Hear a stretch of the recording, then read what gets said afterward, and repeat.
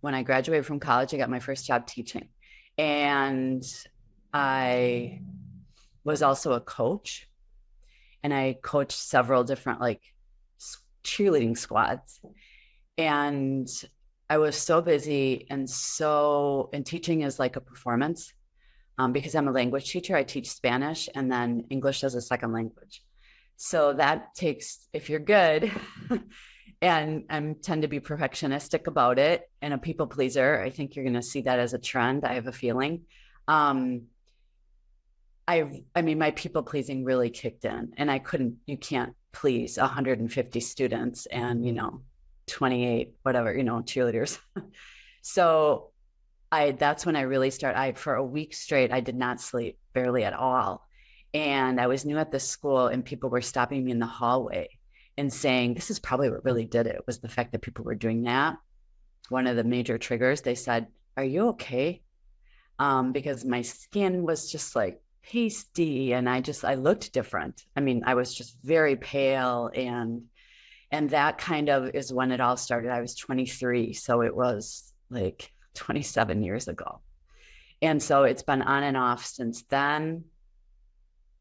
And I continued teaching. And so it was just constantly being triggered by the amount of things I had to do. I think it's the performance aspect of teaching that has really, like kind of brought it on. I mean, I know I didn't feel well. I just remember walking through the hallways and feeling like a zombie. I mean, I've had that, a billion and one times since then. But, at the time, that's all I remember. Now I feel certain things, but I don't remember back then so much the details. I don't think I did anything that first year, and I'm not sure how common it was that first year or 2 or 3 even. But it became more chronic years later. And I did start to see like just a regular therapist, like talk therapy. And they had me do things like my then husband, like they had my friends write me letters about things that were good about me, things they liked about me, things like that. And my then husband taped actually like a script of, what did he do again? But I would listen to it to try to help me sort of relax, things like that. This is before meditation was a thing. This is before, of course, all these apps that we have now, like Headspace and Calm and different things like that. And I tried different like sleep hygiene techniques. I don't remember what they even were at this point, but I really just didn't do much about it because I didn't know what to do. I had never heard of people having all these problems. So later then I did eventually, it was years later though, I did see someone for sleep. I'm not even going to remember what they had me do. I did not do a sleep study though. I don't know if I continued seeing that person. I just know I saw someone. Most of the stuff I remember is going to be more recent, because that's part of what I deal with is memory issues. When I was like 29 or 30, before I had my daughter at 30. I went somewhere and they prescribed me clonazepam, which I am still on 20 years now. And that helped a lot with sleeping. That meant that I slept constantly. So I had to take naps during the day. I would go to events where I saw my family and I would actually have to take a nap, although there's other reasons probably why I took naps when I was with them. But, I had a young child or young children, and it was very difficult for me to then stay awake on this medication. And actually, my insomnia got a little bit better when I had my kids at 30 and 34. It got a little bit better. I think just because I was awake during the night, and maybe some of the fears related to being awake dissipated a little bit. I just know I remember thinking, this is funny. I was so worried about having kids and how this would affect me. Um, and it actually got a little bit better in terms of anxiety, I think. But again, it was 20 years ago, so it's all blurry. But I know that's when I started clonazepam, because I remember that I was breastfeeding and taking clonazepam and very not happy about it, but very afraid to go off of clonazepam. In order to get that prescription, I think I probably had to see a psychiatrist. I don't remember, because I've lived in a couple different places. That makes it a little bit tougher. But oh no, I never talked about it with my regular doctor, not until years later. I mean, it wasn't something that people talked about so much, you know, and I just thought, what's wrong with me? I really just thought something was wrong with me. Like I just, you know, something's wrong with me, but I didn't know that it would be considered something medical ever. I just thought it was a mental health issue, which is pretty much the way that it was framed, which I don't disagree with now either. But I guess I could tell you about last summer. You know, I just kind of was getting to a point where I'm like, this is crazy. I think too, because of late 40s, you know, midlife kind of makes you look at things a little bit more. And I really started thinking, you know, I'm like not enjoying my life. I dread some events. I'm always worried I'm going to lose sleep. I'm always worried that the night before I'm not going to sleep well, and I'm going to feel a little bit sick. I'm not going to be all these things that I deem important in terms of my value. This is kind of where the trauma comes in. All of that was those were I think some of the reasons. Those were some of the reasons that it kind of kept going. But then it took on a life of its own, almost, like where I wouldn't, like, I think recently, the last couple of years, it's taken on a life of its own. It wasn't even so much that I was worried about how I would perform, or I was worried about, you know, health issues. It really just became its own problem, like where I just became concerned about not sleeping, not so much about even the effects of not sleeping, just plain not doing it, you know? And so it got really bad a year and a half ago, in June, it would be a year. And I went to a sleep, maybe in April, I don't know, of 2021. I went to a sleep clinic, and it was a really bad experience. They sat me down, or the doctor sat me down. I just didn't feel like he really heard me. Asked me a bunch of questions. They wanted me to do a sleep study, and the sleep study was going to cost me $1,000 or some dollars, something like that, and it wouldn't be covered by insurance. And I had Obamacare at the time. That matters, but it wasn't going to be covered by insurance. And I said, I don't need a sleep study. It's not restless legs. It's not sleep apnea. You're going to hook me up to things, and I can tell you, you know, what's happening. I've had this for like so long. I mean, I can tell you everything that you need to know. And they were really pushing this sleep study. Well, they ended up taking me off of clonazepam, cold turkey, and putting me on different things. And I became really desperate. They put me on diazepam, and I absolutely entered a state of anxiety that I cannot describe to you in words.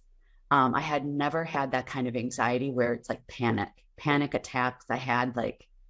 I started having panic attacks when they took me off clonazepam. And so I tried to get, they wouldn't change it. They would have me try different things, and the other things, I wouldn't stay asleep. It was just a very bad experience. So I ended up trying Narcotics Anonymous. Gosh, I was so desperate. That lasted one meeting. And I was like, okay, no. And then I finally ended up just going to the emergency room. And I was hospitalized for a week. Or not hospitalized, not in, it was outpatient. That's right. It was outpatient. I did an outpatient program, which I've done before. 12 years ago, 10, 12 years ago, I did outpatient programs related to kind of like mental health. And this one, I did another one. I didn't need it. I didn't learn anything. I didn't learn anything new that I didn't already know. But it was kind of, I guess, a good reminder that costed me $7,000 of my own money because it wasn't, covered. So that was a really terrible experience. And I stopped talking with that sleep clinic. And then while I was doing outpatient, they assigned me a psychiatrist. And he, not necessarily not sleep actually, but he put me back on clonazepam. He added mirtazapine. And so that would be like June, July, about a year ago, and said to me, Shelly, I want you to take this medication, because I would mess with my medication because I always wanted to get off clonazepam. Like my whole life, I've wanted to get off clonazepam. But I feel totally addicted, psychologically addicted to it, if not physically, psychologically. And I've been messing with it. And yeah. And he said, 6 months, you need to take this for 6 months. And actually had some swear words in there, which really helped hit it home. And I said, okay, I will. And I did. I slept better for the next 6 months. But I also gained 12, 13 pounds on mirtazapine, because that's known, people gain weight on that medication. So I hope this is helpful. In the meantime, during that, I continued with it for a little bit longer. And then I got engaged during that time. And I didn't feel good about the weight gain at all. I've always been thin. And that was, 12 pounds isn't a ton, but I was really uncomfortable with that. I also was just uncomfortable with the fact that I was taking all these drugs. I'd rather not take any. And so I weaned off mirtazapine about probably in February, March, something like that. Then I've now lost, I think, all that weight. But I'm still on clonazepam. And now I have a new psychiatrist because I couldn't continue with that psychiatrist. And I am now, CBTI, sorry. This is a long-winded story getting to CBTI. So I had signed up. CBTI people are really hard to find. The ones who work in hospitals, they have long waiting lists. So I had signed on with this one person, this woman we met once. I don't remember if I just got too scared or what happened. So even thinking about CBTI, I knew that they were going to restrict my sleep. So to get to that point took me many months, where I could even think about it in my head without having an almost panic attack.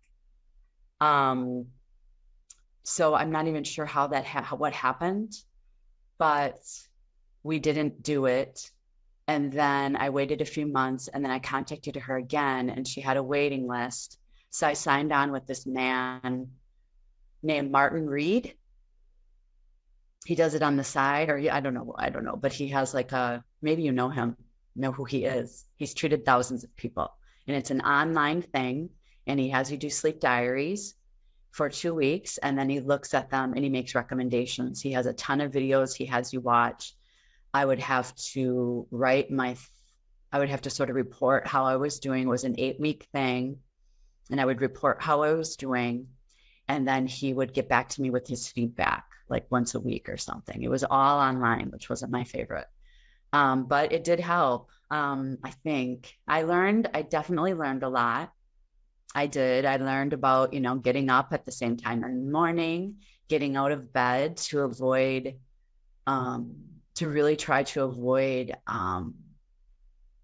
or see wakefulness during the night as less of a scary thing. So I would make myself get up and read a book or watch TV or something. I mean, going through the process was actually sort of traumatic and it took a long time. It wasn't pretty. It wasn't pretty. I was, more than a zombie. I was just going with just a couple hours of sleep. But the sleep drive, you know, the whole idea is the sleep drive grows and eventually your body's going to sleep because we are meant to sleep. And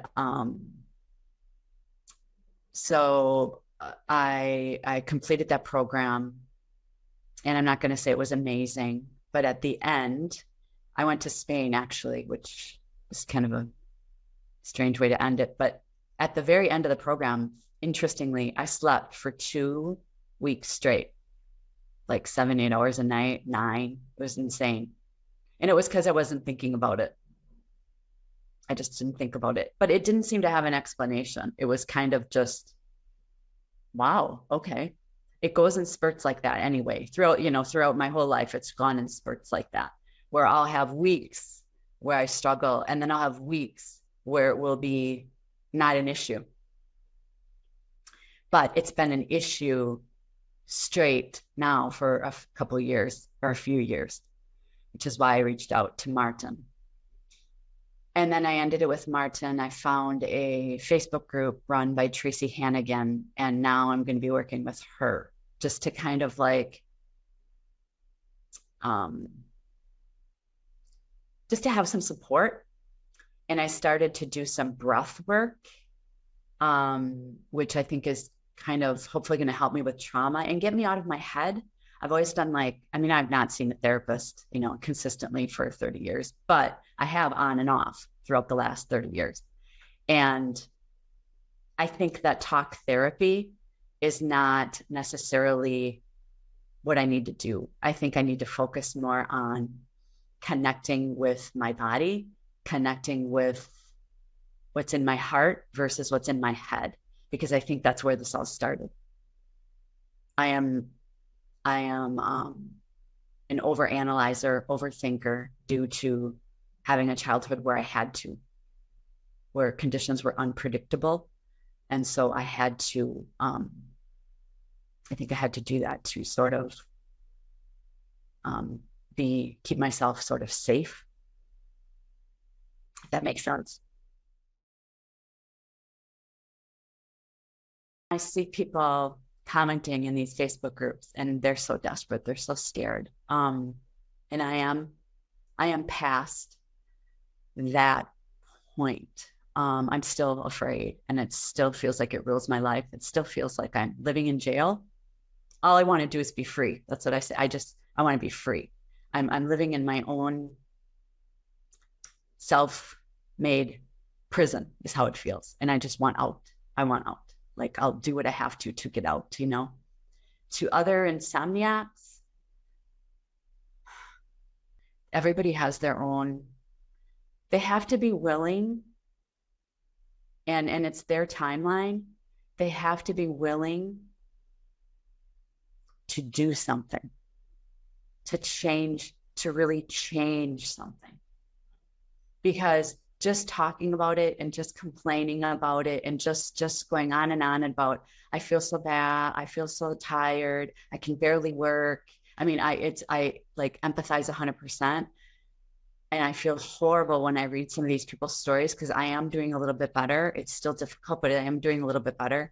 But they have to be willing to do something and let it sink and let it sit. They have to get to the point where staying where you are, this isn't going to be helpful for them to hear necessarily. Staying where you are is more painful than the idea of doing something to change it, which is where I got to. That's why I actually signed on to CBTI, even though it caused me through panic attacks. I was just like, but I can't stay where I am. So I have to take a step, because I can't continue to live like this. I feel like I am wasting the one wild, precious life, if I may quote Mary Oliver, that I was given.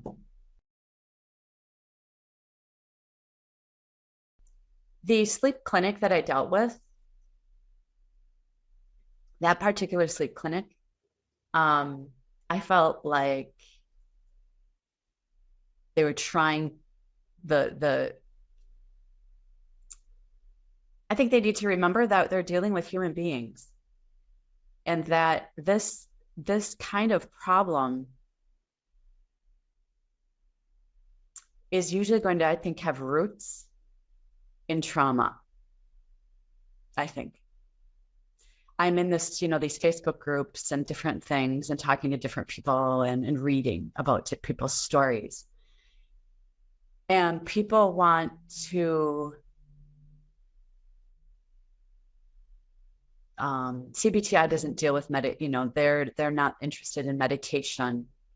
But the sleep clinics, at least the one I dealt with, that's what it was more about, or maybe they were mad at me that I wouldn't do the sleep study. I don't know. But when I would call in a panic, it just felt like the people who I talked to were trying to have compassion, but it was hard for them to have it. I don't know if they dealt with a lot of people. I didn't feel valued by them. I didn't feel like my struggles, which were more intense than they ever had been in 27 years. I mean, I was really panicky, like really, really, really frightened. And I mean, literally I'm having like half panic just talking about it. I mean, it was awful. It was really, really awful. And so I would encourage, I'm sorry, I'm being really long-winded. That particular place, I just felt like they were just so nonchalant about it all. They were just nonchalant. And I felt like this is going to go on forever. This is how I'm going to live my life. It feels like I'm going to die, this way, like feeling like I'm not experiencing the kind of joy that I deserve. And you just don't seem very interested. They seemed interested on a clinical level and not interested on a human level. There's a good one. They seemed interested on a clinical level and not interested on a human level.